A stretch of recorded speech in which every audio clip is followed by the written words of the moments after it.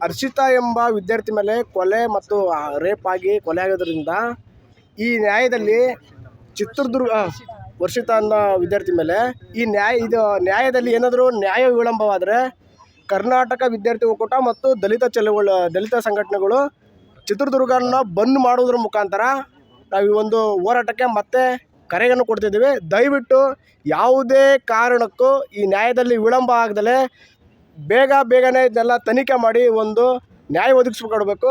ನ್ಯಾಯ ಒದಗಿಸ್ಕೊಡೋದ್ರಲ್ಲಿ ಚಿತ್ರದುರ್ಗ ಬಂದ್ಗೆ ನಾವು ವಿದ್ಯಾರ್ಥಿ ಒಕ್ಕೂಟದಿಂದ ಮತ್ತು ಎಲ್ಲ ವಕೀಲರ ಒಂದು ಸಂಘದಿಂದ ನಾವು ಇಲ್ಲಿ ಕರೆಗೆ ಬಂದು ಕೊಡ್ತಿದ್ದೀವಿ.